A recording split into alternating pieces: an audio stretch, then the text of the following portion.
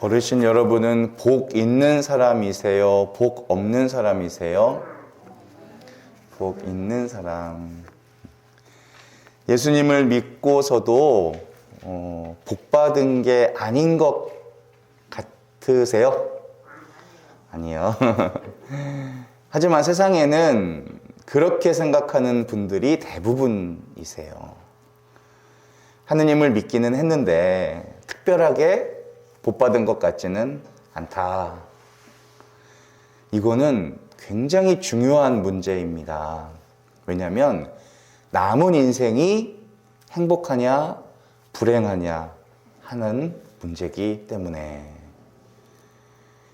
세상 사람들을 가만히 보면 직장도 있고 집도 있고 건강도 있고 가정도 있지만 몇 가지 때문에 불행해요. 사람들에게는 각자 몇 가지씩 불행한 것들이 있어요. 그리고 그 불행에 갇혀서 살아갑니다. 얼마든지 행복할 수 있는데도 정말 불행하고 고통스럽게 살아가요. 예수님을 믿는 우리도 마찬가지입니다. 예수님을 믿어서 앞으로 복을 받을 것이 아니고 믿는 것 그 자체가 복인 거예요. 그렇게 복 있게 살아가면 되는 겁니다. 하나님이 나를 인간으로 창조하셨어요. 강아지나 고양이로 창조하신 게 아니에요. 그리고 예수님이 나를 위해 죽으셨어요. 그 많은 죄가 다 사해지고 구원받을 수 있게 되었어요. 성령님께서 나를 함께 하시면서 매일 나를 새롭게 하세요. 이게 얼마나 큰 복인지 이미 받았어요. 이미 우리는 복 있는 사람이 된 거예요. 중요한 것은 이제 그 복을 살아야 하는 거예요. 이것은 전적으로 믿음의 문제입니다. 어떤 어르신을 뵀는데 죽을 것 같대요. 사는 게 지옥이래요. 고통이래요. 왜 그러냐고 여쭤봤더니 풀이 너무 많이 자라서 풀 깎는 게 지옥 같다는 거예요. 그래서 정말 그 어르신이 그 한 말씀으로 다 표현할 수는 없었겠지만 왜 풀 깎는 게 지옥일까? 건강이 있고 가정이 집이 있고 다 있으신데 그것 한 가지라면 그것 한 가지를 없애면 행복해질까? 라는 생각이 들더라고요. 또 다른 것 때문에 불행을 찾아가지 않을까 좀 안타까운 생각이 들었습니다. 그 어르신께 필요한 것은 풀을 깎는 기계가 아니라 신앙이라는 생각이 들었어요. 이 모든 것은 이 세상에서 끝나고 말아요. 그러니 아무리 많은 복을 받았다고 해도 그거는 순간적인 거예요. 하지만 믿는 이들은 영원한 복을 추구합니다. 복 중에 제일 가는 복은 하느님을 차지하는 복. 하느님께서는 세상 모든 복을 다 주관하시고 천상의 복까지 우리에게 약속하셨어요. 이 세상을 넘어서 영원한 생명, 아예 하느님 나라를 통째로 주셨어요. 하느님께서 믿는 사람들에게 주시는 복은 이 세상에서 끝나는 복이 아니라 영원히 지속되는 것이에요.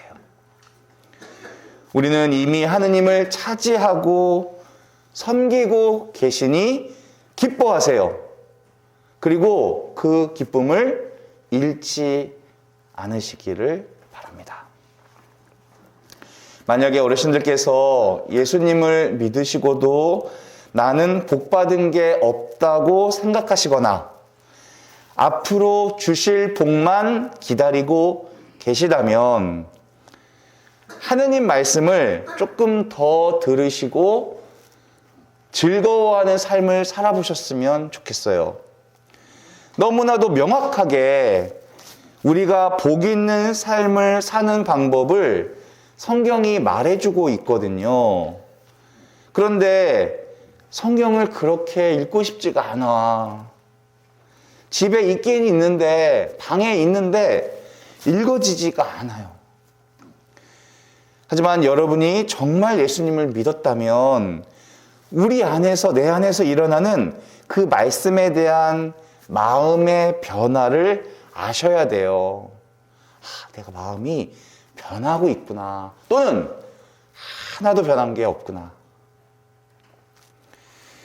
고린도 전서 2장 12절을 보면 우리는 세상의 영이 아니라 하느님에게서 오시는 영을 받았습니다.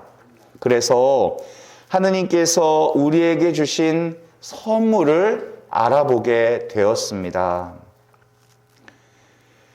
우리 마음속에 하느님 말씀에 대한 갈망이 있는지 없는지 한번 살펴봐 주세요.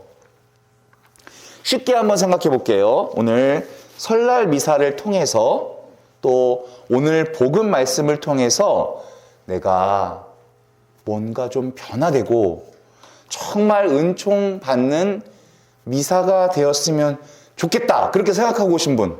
아이고 어르신. 아이고 어르신. 아이고 수연님. 감사합니다. 수연님도 손 드실 줄 몰랐어요? 네. 오, 대단하세요. 그런 생각이 있으시다면 그거는 하느님 은혜로부터 오는 것들에 대한 자각이 있는 거예요. 하느님 은혜가 이런 거구나. 그러니까 미사를 통해서 은혜를 받고 싶으신 거예요. 그게 모든 분들이 다 그럴까요? 아니겠죠. 미사 자체를 아예 하고 싶지 않은 분들도 계세요. 미사에 아무런 기대도 없는 분들이 세상의 대부분입니다.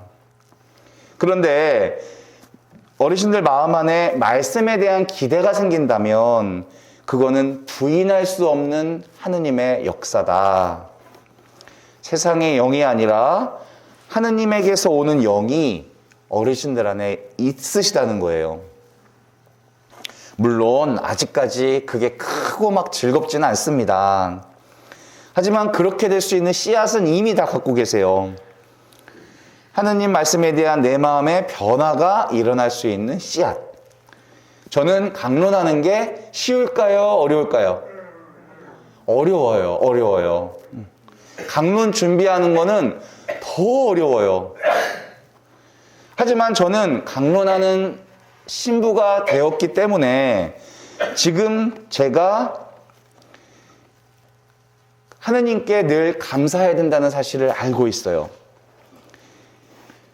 저는 강론을 준비하면서 어르신들보다 먼저 은총을 받거든요.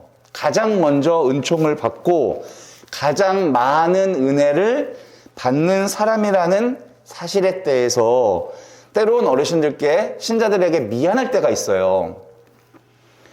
우리가 말씀을 잘 몰라서 그렇지 하느님 말씀을 읽고 묵상할 때 정말 말할 수 없는 기쁨이 이 안에 있다는 걸 알거든요. 왜 미안하냐? 이거를 좀 알려드려야 되는데 그것을 제가 잘 못 전달할까 봐 그런 마음이 늘 있어요. 시편 112장을 보면 하느님을 경외하는 사람, 하느님의 계명을 즐거워하는 사람은 어떤 복을 받게 되는지, 그의 후손은 땅에서 융성하고 올곧은 이들의 세대는 복을 받으리라. 부와 재물이 그의 집에 있고 그의 의로움은 길이 존속하리라. 정말 부럽지 않으세요? 누구나 다 이렇게 살고 싶어요. 이 중에서 정말 주목해야 될 부분이 있습니다. 부귀와 영화를 누리고 자식들이 잘 된다. 여기에만 초점을 맞추면 안 돼요. 이것은 세상의 가짜 복음, 가짜 행복도 우리에게 보장해 주겠노라고 유혹하는 내용들이거든요. 진짜 복은 그걸 가지고 분별할 수가 없어요. 이 말씀 중에 세 가지 복이 뚜렷하게 전달됩니다. 첫째, 정직하고 의로운 사람이 된다는 거예요. 항상 하느님을 바라보는 사람은 정직하고 의로울 수밖에 없어요. 부귀영화를 누리고 자식들이 잘 됐다고 그 사람이 꼭 정직하고 의로운 사람이라는 보장은 없어요. 두 번째, 잘 되리라 관대하게 꾸어주고 제 일을 올바르게 처리하느니. 복 있는 사람의 특징은 남을 돕는 사람이다. 왜냐하면 내가 복이 있으니까 나는 받을 사람이 아니고 줄 사람이다 라는 생각을 하게 되는 거예요. 왜 나한테만 달라고 그러냐? 왜 나만 가지고 그러냐? 그런 마음이 아니에요. 내가 복이 있으니까 당연히 줘야지. 제가 작년에 드린 말씀인데요. 태국말로 농부를 자콘이라고 합니다. 자콘의 뜻은 가난한 운명을 타고난 이라는 뜻이라고요. 태국의 농부들은 자기가 불행하다고 생각해요. 왜? 자기가 자콘이니까. 그래서 가난이 대를 이어가는 거예요. 이 말이 얼마나 무섭습니까? 왜? 우리는 가난의 운명을 타고났으니까 계속 가난할 수밖에 없다는 거예요. 우리의 생각이 얼마나 무서운지 아십니까? 나는 하여튼 도와줘야 될 사람이야. 왜? 하느님이 내 아버지시니까, 내가 복이 있으니까 라고 생각하면 그 사람은 실제로 계속 복을 받을 수밖에 없어요. 복을 주시는 분은 하느님이시라는 것을 잊지 마시고 복 받은 내가 다른 사람에게 주어야 한다는 사실도 잊지 말아주시기 바랍니다. 모든 복은 하느님께로부터 옵니다. 그분의 복을 충만히 받으시는 한 해가 되시기를 기도하겠습니다. 아멘.